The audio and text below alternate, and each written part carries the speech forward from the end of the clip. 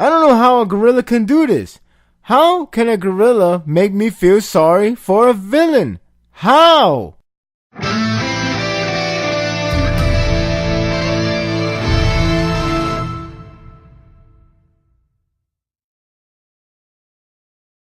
Chapter 595 is the conclusion to the arc that we have been here for quite a while. I think we have been here for a good year, and it's amazing. I think this is the longest arc this series has provided. I could be wrong, but I have to really check it back up. Nonetheless, this arc is the conclusion to many things, to Oboro, to the Yaro family, and the final build-up to the final arc for Gintoki and the rest of the gang. As a chapter itself, I thought this was outstanding. Having everything concluded in a very satisfying way. One is very sympathetic, very sad.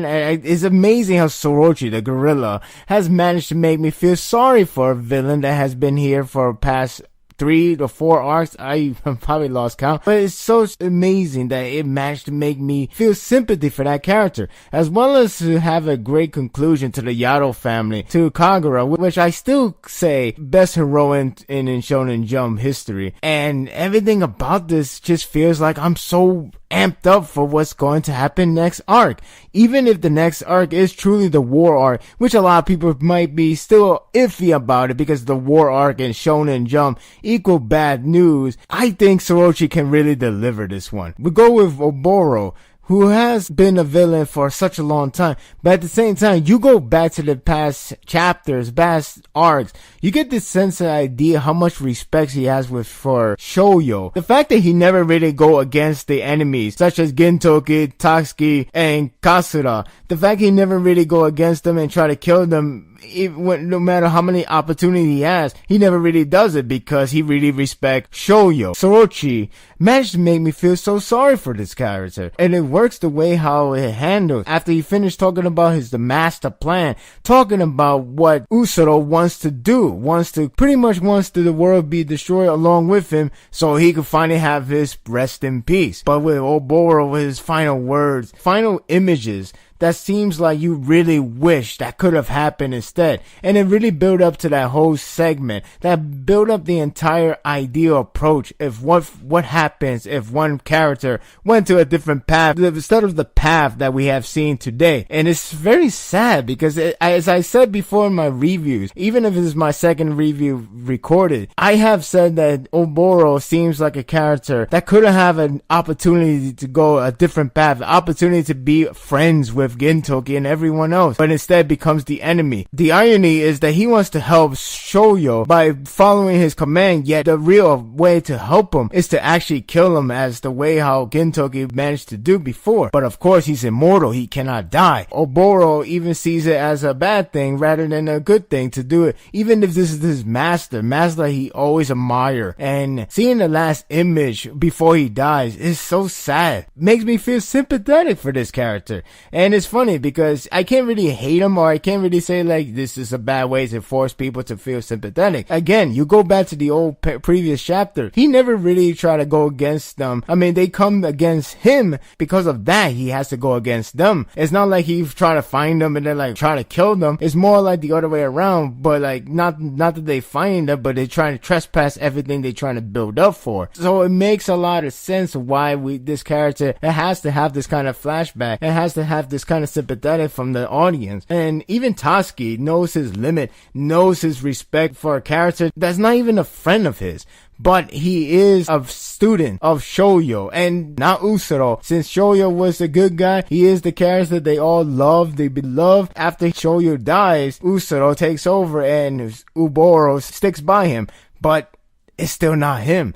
But the fact is, he still was trained under him, and even Tatsuki has to pay respect. This is a great characterization from him, because how much respect he has for the teacher, how much respect he has for people who actually follows the ways of learning. And then with the Yaro family, we go with the Yaro family. It's a great conclusion. It's a great conclusion because everything has been building up. The whole family being separated, but yet they still feel together. The fact that everybody has their own job still left to do, which I don't know what that means for Umubozo, for say, because he's not really in the full power anymore. Now he's pretty much like a 50% with those robotic arms, but anything is possible. But it seems like it's hinting that he has more action to be done. Kagura is understandable, but it really fits her character with her family and the fact that Earth is part of the family now. Also to the fact that Kamui is now part of the family, leaving the last remaining flower, that it all connects to them. It all bounded into one family. And it's a really remarkable moment, a scenery,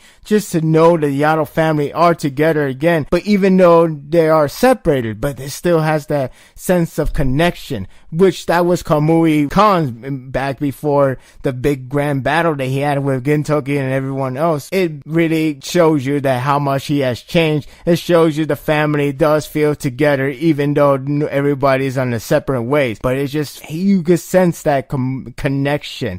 And this is why I really like this type of writing from Sorochi. Sorochi actually understand how to make sure that families can be bonded in one way or another, rather than try to be all together like the same way how a lot of cheesy style would do, would have everybody be bonded together, everybody be under one roof like it's normal, like nothing happened. But everybody has their ways to go, everybody grows up and everybody goes separate ways. It's just a part of life, and that's what Sorochi did without having really to be exposition, but just to show the imagery and just to show the symbolic between the family, how much they have grown. Now, my final set piece that I really like, and I really admire that Sorochi still keep Gintoki as a guy who has murdered Shoyo. No matter what they say, Gintoki did it by his own hand. He will admit it. He will take that credit, and that's the story he will go by. He is the one that kills Shoyo, even if it's the fact that Gintoki has no choice but to kill Shoyo because of the how Tendo show, how them have their friends hostage. It still makes no difference that Gintoki is the guy that killed him,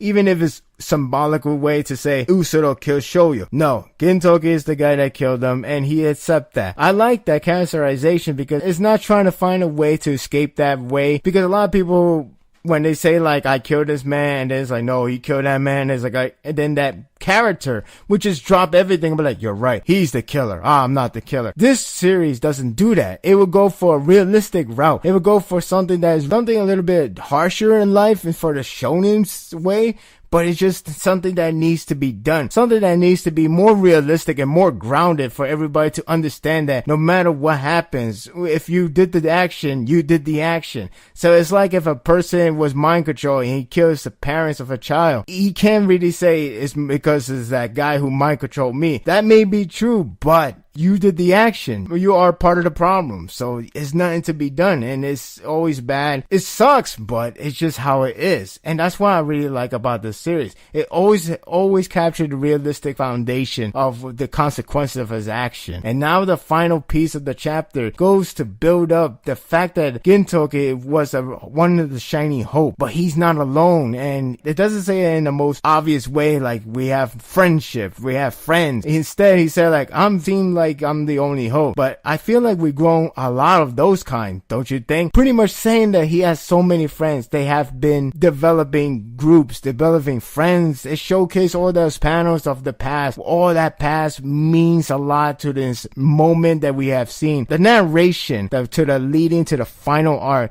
is very compelling and got me exhilarating for the next arc, because it's not only going to be the final arc, but this final arc is going to be massive. And I know a lot of people is still bummed out with the war arc being the conclusion, and being in the Shonen Jump is always a bad news. But I do believe that Sorochi can prove that war arc can succeed in Shonen Jump. I'm going to say this chapter is outstanding. You just have to give it a little bit more time. It's the beginning of the final arc, which is sad because I don't want it to end, but everything has to end these days. Nevertheless, you cannot quick judge on the fact this war arc is going to be a bomb. It can work. It can work. It worked for One Piece in my opinion. It did not work for Bleach. Definitely not. Did not work for Naruto. Most definitely not. And I know there's another war arc going on, but it's not that working, I guess. Either way, I don't want to compare to the series. My point is, don't count Gintama out. Don't count Sorochi out. Just give it time. I do believe he can deliver. Share your thoughts on this chapter. What do you think if this war arc will succeed, or this war arc was going to make the series not as perfect as you wanted to imagine? Thank you for watching this video. If you like this and want more of this, subscribe to my channel, and my world is yours to stay. Until next time, take care.